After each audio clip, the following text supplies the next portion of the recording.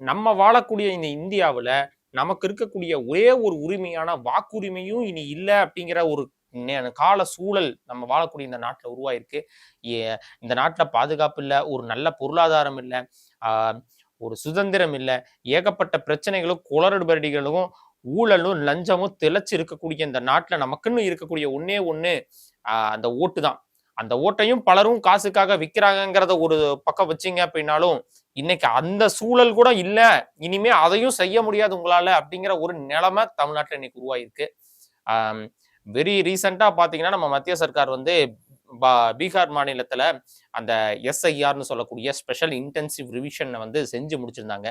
முதல்ல எஸ்ஐஆர்னா என்ன அப்படின்னு பாத்தீங்க அப்படின்னா, வாக்காளர்களுடைய படிமங்களை சரி பார்க்கணும். அதாவது இவங்க உயிரோட தான் இருக்காங்களா, இவங்க இந்த அட்ரஸ்ல தான் இருக்காங்களா, இல்ல இவங்க வெளிநாட்டுல இருந்து இங்க வந்து குடிபெயர்ந்து நம்ம நாட்டுல வந்து சட்டவிரோதமா குடிபெயர்ந்து இருக்காங்களா, அதையும் தாண்டி பாத்தீங்க அப்படின்னா ஒரே ஒரு மனிதன் 2-3 இடங்கள்ல வந்து வாக்குரிமை பெற்று இருக்கிறதா அப்படிங்கிறத சரி பார்க்கக்கூடிய ஒரு ரிவிஷன் தான் இது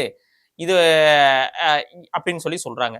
ஆனா நம்ம இது கவனிக்க வேண்டிய விஷயம்னா 2004 தான் கடைசியா எஸ்ஐஆர் வந்து எஸ்ஐஆர் ரிவிஷன் வந்து நடந்து முடிஞ்சிருச்சு.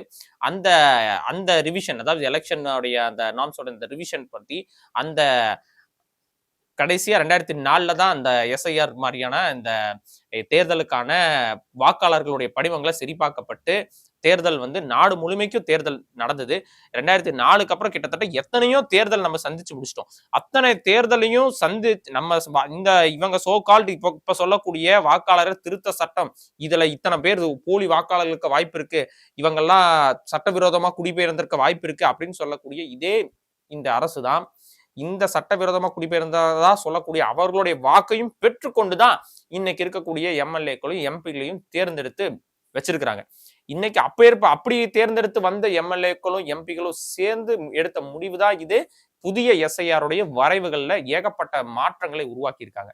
இதற்கு முன்னாடி நம்ம வீட்டுல இருக்க ஒருத்தர் யாராச்சும் இறந்து போயிட்டாங்க அப்படின்னா நம்மளே அவங்க போய் வாக்காளர் படிவம் வந்து அலுவலகர் ஒவ்வொரு தேர்தலுக்கும் 1 மாசத்துக்கு முன்னாடி அந்த முகாம் மாதிரி போடுவாங்க. அந்த முகாம்ல போய் இவர் இறந்துட்டாருங்க, என் பையனுக்கு 17 வயசு ஆயிடுச்சு, 18 வயசு ஆயிடுச்சு, இப்போ வந்து இதனால வரைக்கும் 17 வயசு இருந்துச்சு, இப்போ 18 வயசு ஆயிடுச்சு, அதனால அவனுக்கு வாக்காளர் அட்டையை நாங்கள் விண்ணப்பிக்கிறோம் அப்படின்னு சொல்லி நம்ம கேட்கும்போது அவங்க சொல்லக்கூடிய ஒரு விஷயம் என்னன்னு பார்த்தீங்கன்னா, ஆதார் கார்டு இருக்கா, ரேஷன் கார்டு இருந்தா கொடுத்தா போதும், வாக்காளர் அடையாள அட்டையை நம்ம பெற்றுக்கலாம்.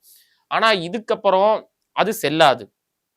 இந்த ஸ்பெஷல் இன்டென்சிவ் ரிவிஷன் படி என்ன நடக்க போகுது அப்படின்னா, புதுசா, அதாவது எவ்வளவுன்னு பாருங்க, 6,50,00,000 மக்கள் வாழக்கூடிய இந்த தமிழ்நாட்டுல வெறும் 1 மாசத்துக்குள்ள, கிட்டத்தட்ட நவம்பர் 4ஆம் தேதியிலிருந்து டிசம்பர் 9ஆம் தேதிக்குள்ள மட்டுமே 68,000 வாக்குச்சாவடி அலுவலகர் தலைமையில ஒட்டுமொத்த நாட்டுல இருக்க எல்லாத்துடைய ஃபார்மையும் நாங்க சரி பார்க்க போறோம் அப்படின்னு சொல்றாங்க. இவங்க சொல்றவங்க யாருன்னு பாத்தீங்கன்னா, இதுக்கு முன்னாடி பாத்தீங்கன்னா நம்ம இதுக்கு முன்னாடி நடந்த எம்எல்ஏ எலெக்ஷன்லயும் சரி, அதுக்கப்புறம் நடந்தக்கூடிய இந்த கவுன்சில் எலெக்ஷன்லயும் சரி, ஏகப்பட்ட குளறுபடிகளை நம்ம சந்திச்சோம். நம்ம வீட்டுல இருக்க நம்ம வீட்டுல எங்க வீட்டுல 4 பேர் இருக்காங்கன்னா 2 பேருக்கு வாக்குரிமை கிடையாது, அவங்க பேரு வாக்காளர் பட்டியலே கிடையாது. அதையும் தாண்டி நம்ம மத்திய சர்க்கார் நடத்தி முடிச்சிருந்த ரீசெண்டா நடத்தி இந்த எலெக்ஷனுடைய ரிவ்யூ பட்டியல பாத்தீங்க அப்படின்னா, கிட்டத்தட்ட பாத்தீங்கன்னா பேரே இல்லாம ஒரு சிலருடைய வாக்காளர் உரிமையும் வழங்கப்பட்டிருக்கு. ஒரே அட்ரஸ்ல கிட்டத்தட்ட 900 மேற்பட்ட நபர்களுக்கு வந்து வாக்குரிமை வழங்கப்பட்டிருக்கு. இவ்வளவு கேவலமா இயங்கக்கூடிய ஒரு சிஸ்டம் தான் நம்மளுடைய எலெக்ஷன் கமிஷன் அப்படின்னு சொல்லக்கூடியது. கிட்டத்தட்ட பாத்தீங்கன்னா ஏதோ நடிகைகளுடைய வெளிநாட்டுல இருக்கக்கூடிய நடிகைகளுடைய போட்டோவெல்லாம் வச்சு கூட வாக்காளர் பட்டியலை வந்து வெளியிட்ட நம்ம தகவல்கள்லாம் நம்ம பார்த்தோம். அப்ப இதெல்லாம் தவறு நடந்துருச்சு அப்படின்னு சொல்றாங்க. இந்த தவறுகளை எல்லாம் வச்சுக்கிட்டு தான் நம்ம தேர்தலை சந்திக்கிறோம். ஒவ்வொரு முறையும் நம்ம வந்து நம்மளுடைய எம்எல்ஏக்களையும் எம்பிகளையும் நம்ம தேர்ந்தெடுத்துட்டு இருக்கக்கூடிய அந்த சிஸ்டம் இப்படிதான் இருக்கு.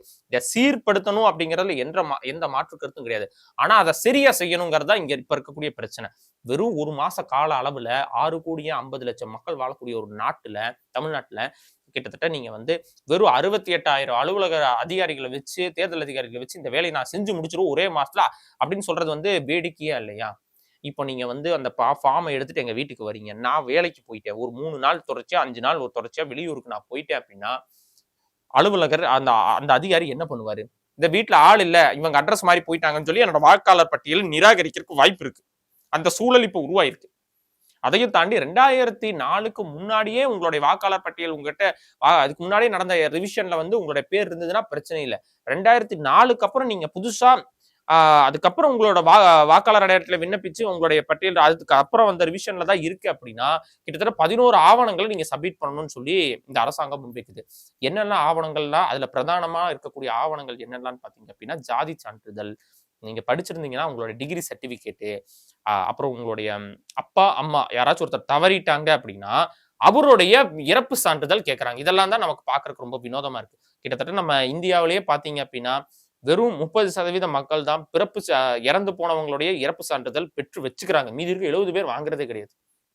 அதையும் தாண்டி கிட்டத்தட்ட படிப்பா நம்ம தமிழ்நாடு என்னதான் இருந்தாலும் நம்ம இந்தியாவில் தமிழ்நாடு ஓரளவுக்கு முன்னேறி இன்னைக்கு வந்து ஒரு 50% மேற்பட்ட இளைஞர்கள் வந்து படிச்சு 70% மேற்பட்ட இளைஞர்கள் வந்து படிச்ச பட்டதாரிகளா இருக்காங்க. ஒரு குறைந்தபட்சம் ஒரு டிப்ளமாவாச்சும் முடிச்சுட்டு அந்த நிலைமையில இருக்காங்க. ஆனா ஒட்டுமொத்த இந்தியாவிலையும் நீங்க அந்த லிஸ்ட் எடுத்து பாத்தீங்கன்னா அது அப்படி ஒரு நிலைமையில இல்ல. இன்னைக்கு இவங்க சொல்லக்கூடிய இந்துத்துவம்னு சொல்லக்கூடிய சோ கால்டு நார்த் இந்தியால கிட்டத்தட்ட 80% பேர் இளைஞர்கள் வந்து பட்ட படிப்புக்கு போகிறதே கிடையாது. அவங்களுடைய எஜுகேஷன்ங்கிறது ஸ்கூலோட முடியற நிலைமை தான் இப்பவும் இருக்கு. அப்போ அதையும் தாண்டி இப்போ இவங்க சொல்லக்கூடிய முன்மொழிஞ்சு இன்னைக்கு தமிழ்நாட்டுக்கு புதுசா இன்ட்ரடியூஸ் பண்ணக்கூடிய இந்த SIR சிஸ்டம் அப்படிங்கிறது ஆல்ரெடி பீகார்ல அவங்க அமல்படுத்தி முடிச்சது. பீகார் தேர்தலுக்காக அந்த சிஸ்டத்தை அவங்க அமல்படுத்தி முடிச்சிட்டாங்க. கிட்டத்தட்ட பீகார்ல பாத்தீங்க அப்படின்னா 11 கோடி பேர் மக்கள் வாழக்கூடிய அந்த அவ்வளவு பெரிய நாட்டுல கிட்டத்தட்ட இவங்க வந்து 65 லட்சம் பேர்த்துடைய வாக்குரிமையை நிராகரிச்சிருக்காங்க.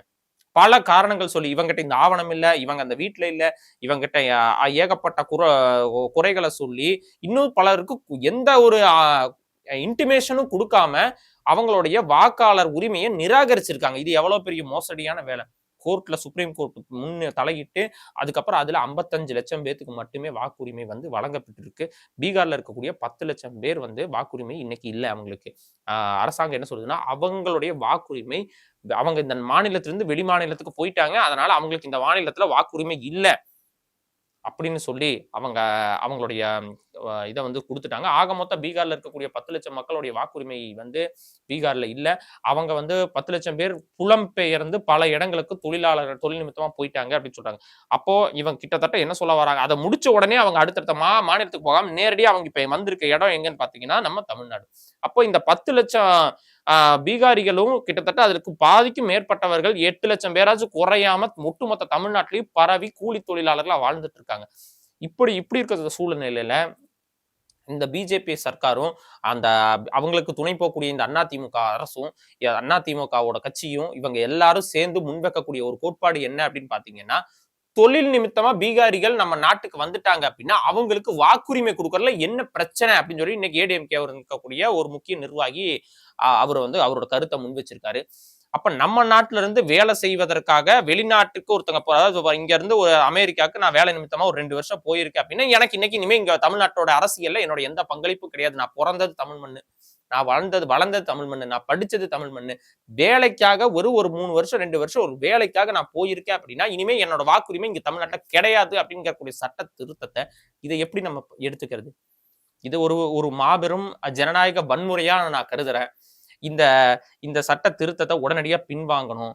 ஆல்ரெடி இருக்கக்கூடிய சட்ட திருத்தங்களை மட்டுமே அமல்படுத்தி அதை இன்னும் கொஞ்சம் சரியா செய்யணுங்கிறது தான் நான் கேட்டுக்கக்கூடிய விஷயம். போன தேர்தலையே பாத்தீங்கன்னா கிட்டத்தட்ட ஒவ்வொரு சட்டமன்ற தொகுதிக்கும் ஒவ்வொரு சட்டமன்ற தொகுதிக்கும் கிட்டத்தட்ட ஒரு 500 இருந்து 1000 பேர்த்தோட வாக்குரிமை பெருக்கப்பட்டிருந்துச்சு. 1000 பேர் 2000 பேர்த்துல இருந்து ஒரு 2000 பேர் வரைக்கும் வாக்கே போட முடியல. வாக்குச்சாவடிக்கு வந்திருக்காங்க. வாக்குச்சாவடிக்கு வந்து பார்த்தா உங்களுடைய வாக்காளர் பட்டியல்ல உங்க பேர் இல்ல, உங்களால ஓட்டு போட முடியாது, உங்க அட்ரஸ் மாதிரி இருக்கு, அது மாதிரி இருக்கு, இது மாதிரி இருக்கு, ஏதோ ஒரு காரணத்தை சொல்லி அவங்களை வந்து புறக்கணிச்சிருக்காங்க. இந்த சிஸ்டம் வந்து மாறணும். இந்த நடைமுறை வந்து முழுக்க புறக்கணிக்கப்பட்டு இந்த நடைமுறை சரி பண்ற வரைக்கும் தேர்தலே நடக்காட்டி ஒரு பிரச்சனை கிடையாது. அதனால நான் என்ன சொன்னேன்னா இந்த ஒரு இந்திய குடிமகனா இருக்கும் பட்சத்துல அவன் எந்த மாநிலத்தில் இருக்கானோ அந்த மாநிலத்தோட அரசியல் தீர்மானிக்கிறதுக்கு அவனுக்கு உரிமை இருக்கு. இப்ப நடக்கக்கூடிய விஷயம் என்னன்னா ஒரு மாநிலத்துடைய சுயாட்சியவே பிடுங்கக்கூடிய ஒரு விஷயமா இது இருக்கு. பீகாரிகள் வேலை செய்யறதுக்கு தான் இங்க வந்திருக்கான். இங்க இருக்கக்கூடிய அரசியலை தீர்மானிக்கிறதுக்கு அவனுக்கு யாரு? வேலைக்கு தானே வந்த, வேலை செஞ்சு முடிச்சு நல்லா சம்பாரிச்சதுக்கு அப்புறம் கிளம்பி உன் ஊருக்கு போனியே, உன் ஊரோட அரசியல் என்னன்னு பாரு. நீ ஏன் கிளம்பி இங்க வந்திருக்க வேலைக்காக? உன் ஊர்ல ஏன் வேலை இல்லை? அந்த வேலைய உறுதி செய். உன் ஊர்ல உன்னுடைய வேலை வாய்ப்பு உறுதி செய்யணும் அப்படின்னா உன்னுடைய நாட்டுல அரசியலை நீ சரி செய்யணும். அதுக்கு என்ன பண்ணணும்? உன்னுடைய நாட்டோட அரசியலை நோக்கி உன்னோட வாக்க நீ செலுத்தணும். அப்பதான் உன்னுடைய நாட்டுல, உன்னுடைய சொந்த நாட்டுல, உன்னுடைய சொந்த மண்ணுல, உன்னுடைய உற்றார் உணவினர், உன்னுடைய முப்பாட்டம் வாழ்ந்த அந்த நாட்டுல உன்னுடைய அரசியல் நிர்ணயிக்கப்படும். அப்படியே என்ன நீ தமிழ்நாட்டுக்கு வந்து வேலை வாங்கிட்டா ஒரு ஏதோ கொஞ்சம் ஒரு 50,000 ஒரு 60,000 சம்பாரிச்சு ஒரு வீட்டையும் வாங்கிட்டேனே வச்சுக்கோ. ஒத்துக்கிறேன், நான் வீட்டையும் வாங்கிட்டேனே வச்சுக்கோ. இன்னும் 10 தலைமுறை இங்கதான் வாழ போறியா? உன் ஊருக்கே போக மாட்டியா? கோயில் கூட, ஊர் நோம்பி, சொந்த பந்தம் எதுவுமே உனக்கு கிடையாதா? தமிழ்நாடு தான் உனக்கு இனிமே எல்லாமேவா? அப்ப இந்த முறையை வந்து நம்ம எப்படி வந்து பார்வையிடுறதுன்னு சிந்திச்சு பாருங்க. பீகாரிகளுக்கு நாங்க சொல்லக்கூடிய ஒரு விஷயம் என்னன்னு பாத்தீங்கன்னா, அது இந்திய அரசுக்கும் சரி பீகாரிகளுக்கும் எல்லாத்துக்கும் சொல்லக்கூடிய விஷயம்னா, அவரவர் மாநில அரசியலை தீர்மானிக்கக்கூடிய இடத்துலதான் இருக்கணும். தமிழர்களா இருக்கக்கூடிய நாங்க ஒட்டுமொத்த தமிழ்நாட்டுக்கு யார் வேணா ஜெயிச்சுட்டு போட்டோம். டிஎம்கே ஜெயிக்கட்டும், ஏடிஎம்கே ஜெயிக்கட்டும், விஜய் இன்னைக்கு வந்திருக்காரு, விஜய் கூட ஜெயிக்கட்டும், நாம் தமிழர் ஜெயிக்காட்டி எங்களுக்கு எந்த கவலையும் கிடையாது. ஆனா ஒவ்வொரு தமிழனும் தான் இங்க நடக்கக்கூடிய அத்தனை அரசியலையும் தீர்மானிக்கணும். ஒரு வெளி மாநிலத்திலிருந்து வந்து இங்க வந்து ஒரு குறைந்தபட்சம் ஒரு பல பேர் வந்திருக்கிறாங்க. வெளி மாநிலத்திலிருந்து நம்ம தமிழ்நாட்டுக்கு வந்து இருந்து புலம்பெயர்ந்து இங்கேயே காலகாலமா குறைந்தபட்சம் ஒரு 20-30 வருஷம் வாழ்றவங்களுக்கு நீ உரிமை கொடு, வாக்குரிமை கூட, எங்களுக்கு அதை பத்தி கவலை இல்லை.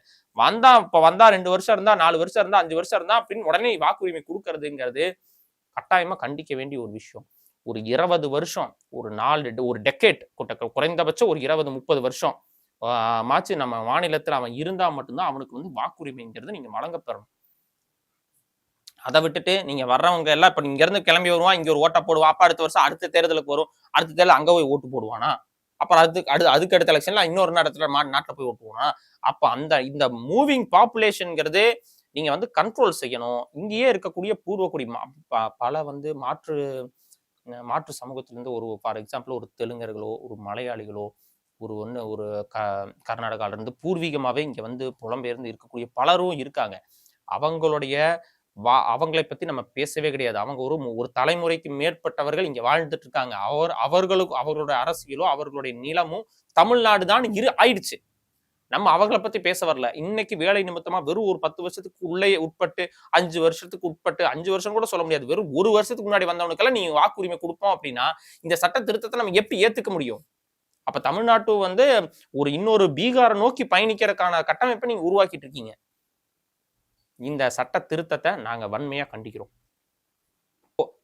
இதுல இன்னும் ஒரு குழப்படியான இருக்கக்கூடிய விஷயம் என்னன்னு பாத்தீங்க அப்படின்னா, வாக்காளர் அடையாள அட்டை செல்லாது, ஆதார் அட்டையும் செல்லாது. அதை மட்டும் வச்சே உங்களை வந்து நாங்க வந்து இந்த நாட்டுடைய குடிமகன் உறுதி செய்ய முடியாது, உங்களுக்கு வாக்குரிமை அளிக்க முடியாதுன்னு இந்த சட்டம் சொல்லுது. அதுல இன்னொரு வேடிக்கையான விஷயம் என்னன்னு பாத்தீங்கன்னா, வேற என்ன வேணும் அப்படின்னு கேட்டா, உங்களுடைய டெத் சர்டிபிகேட், மற்ற சர்டிபிகேட், இதர சர்டிபிகேட் 11 ஆவணங்கள் கொடுக்குறாங்க. இப்ப என்கிட்ட அந்த 11 ஆவணங்களும் இல்லை அப்படின்னா நான் உடனடியாக அரசு அலுவலகத்துக்கு போய் அந்த 11 ஆவணத்தையும் நான் தயார் செய்கிறேன்னு வச்சுக்கோங்களேன். அத்தனை ஆவணங்களோட அடிப்படையா இருக்கக்கூடியது என்னன்னு பாத்தீங்கன்னா ஆதார் கார்டு, ரேஷன் கார்டு, இந்த ரெண்டையும் வச்சுதான் நம்ம வந்து இத்தனை ஆவணத்தையும் வாங்கணும். இந்த ஆவணம் செல்லும், அந்த ஆதார் கார்டு ரேஷன் கார்டையும் வச்சு வாங்கின இத்தனை ஆவணமும் செல்லும். ஆனா அந்த ஆதார் கார்டு ரேஷன் கார்டு செல்லாதுங்கிற இந்த ஒரு வேடிக்கையான முறையை நம்ம எப்படி எடுத்துக்க முடியும்?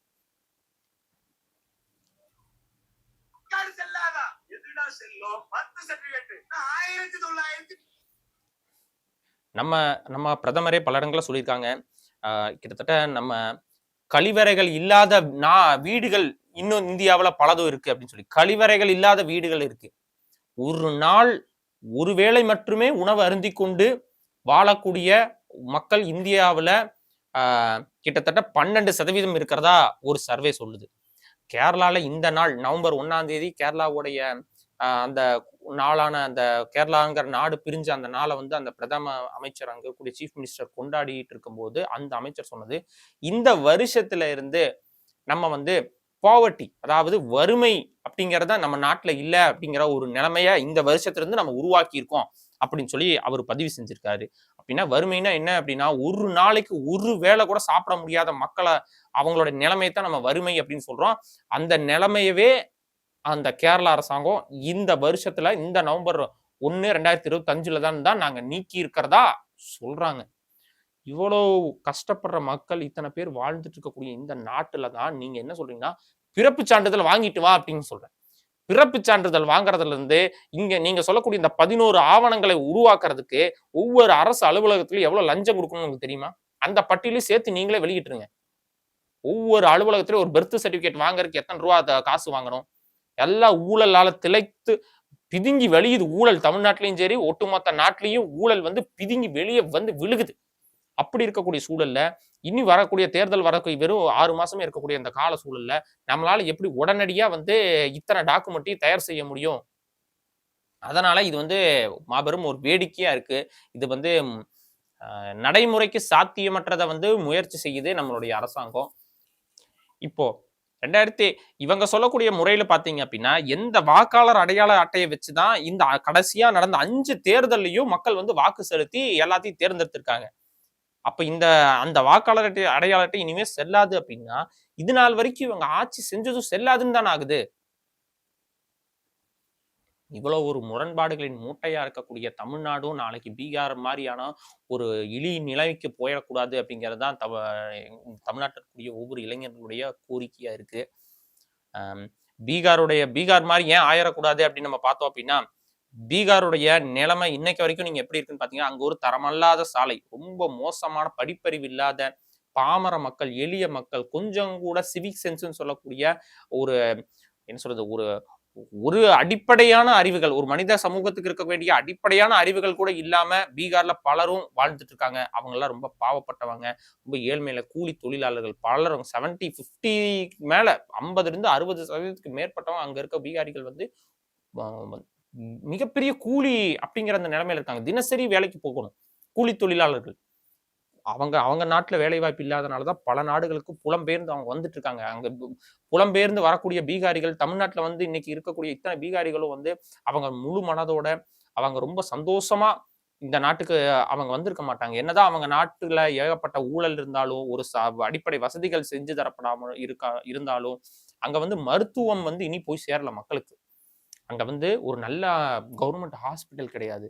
ஒரு சின்ன பால்வாடியில ஆரம்பிச்சு ஒரு பெரிய பிரைமரி ஸ்கூல்ல இருந்து ஒரு பெரிய ஒரு கவர்மெண்ட் காலேஜ் வரைக்கும் அது மாதிரி எந்த கட்டமைப்பும் அந்த ஊர்ல வந்து பெரும்பான்மையா கிடையாது. நம்ம ஊர்ல பாத்தீங்கன்னா ஒவ்வொரு டிஸ்ட்ரிக்ட்டுக்கும் 2, 3 கவர்மெண்ட் காலேஜ் இருக்கும்.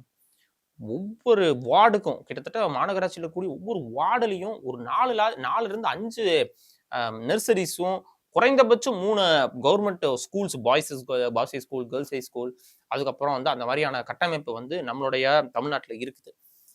இதற்கெல்லாம் காரணம் திராவிட முன்னேற்ற கழகம் அப்படின்னு சொல்லி அவங்களோட கிரெடிட்ஸ் நம்ம கொடுக்க முடியாது. இத்தனைக்கும் காரணம் தமிழ்நாட்டில் இருக்கக்கூடிய அடிப்படையா இருக்கக்கூடிய தமிழர்களும் இதுக்கு முன்னாடி வாழ்ந்த முன்னோர்களும் தான். நம்ம நாட்டுல இதுக்கு முன்னாடி இருந்த முன்னோர்கள் யாருன்னு பாத்தீங்கன்னா காமராஜன், கக்கன், மாப்போசி, இனி ஏகப்பட்ட சிந்தனைவாதிகளும் புரட்சியவாதிகளும் சுதந்திர போராட்ட தியாகிகளும் வாழ்ந்த நாடுதான் இது. அதனாலதான் தமிழ்நாடு இவ்வளவு தூரம் இந்த இந்தியாவிலேயே வச்சு முன்னோடியா இருக்குது. ஆனா பீகார்ல அந்த நிலைமை இல்ல. மக்கள் ரொம்ப கஷ்டப்படுறாங்க. இன்னும் தீராத ஊழலும் லஞ்சமும் இன்றளவும் அங்க திளைச்சு நிக்குது. அப்போ அதனாலதான் மக்கள் புலம்பெயர்ந்து இங்க வராங்க. அவங்க ஒன்றும் சந்தோஷமான ஒரு மனநிலையில வரல. அவங்க வந்து எப்படியாச்சும் நம்ம நாடு சரியாயிராதா, நம்ம ஒரு இன்னைக்கு சம்பாதிக்கிறதுக்கு ஒரு 1000 ரூபாய் குறைந்தது சாப்பாட்டுக்காக தான் அவங்க தமிழ்நாட்டை நோக்கி வந்திருக்கிறாங்க. அவங்க நாடு சுபிக்ஷமாவும் ரொம்ப சந்தோஷமாவும் நல்லபடியா மாறணும் அப்படின்னா அவங்க தமிழ்நாட்டில் இருக்கவங்களுக்கு யாருக்காச்சும் ஒருத்தருக்கு ஓட்டு போட்டு அந்த நிலைமை இருக்கக்கூடாது. அவங்க மாநிலத்துல போய் சரியான ஆள் யாருன்னு தேர்ந்தெடுத்து அவங்களுடைய கோரிக்கைகளை முன் வச்சு அந்த நாட்டுல சரியான அரசியல் செஞ்சு அந்த நாட்டோட சூழலை மாற்றும் போதுதான் இவங்களோட ஒட்டுமொத்த தலையெழுத்தும் மாறி இவங்களுடைய இங்க வரக்கூடிய பீகாரிகளுடைய குழந்தைகளுடைய எதிர்காலமும் மாறும் அப்படிங்கிறத இந்த இடத்துல நான் பதிவு செஞ்சுக்கிறேன்.